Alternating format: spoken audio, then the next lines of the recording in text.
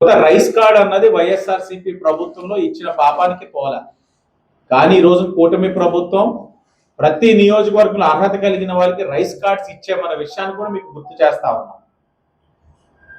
అలాగే ఈ యొక్క రహదారుల మరమ్మతులకి సుమారు 1000 కోట్లు, కొత్త రహదారుల నిర్మాణానికి సుమారు 3000 కోట్లు ఖర్చు చేసి కనెక్టివిటీని కూటమి ప్రభుత్వం మెరుగుపరిచిందన్న విషయాన్ని మీ అందరికీ కూడా గుర్తు చేస్తా ఉన్నాం.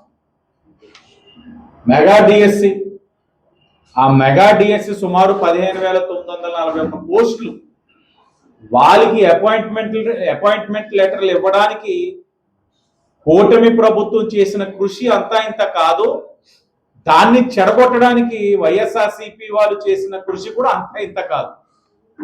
అనేకమైన కేసులు వేశారు.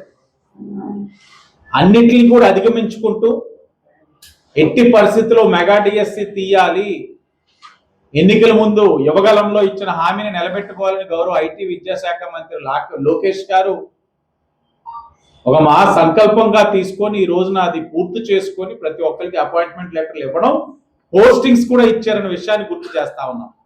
గత 5 సంవత్సరాలు ఏం చేశారండి వైసీపీ వాళ్ళు? మెగా డిఎస్సి అని పేరుతోటి దగా చేశారు.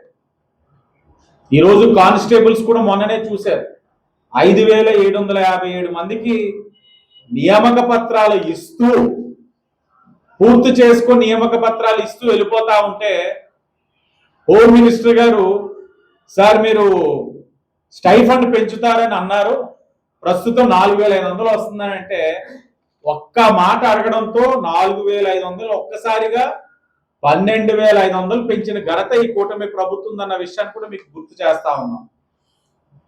ఓ పక్కన పరిశ్రమలు ప్రోత్సహిస్తా ఉన్నాం, తద్వారా ఉద్యోగ కల్పనకి కృషి చేస్తా ఉంది కూటమి ప్రభుత్వం. విశాఖపట్నంలోని ఐటీ హబ్,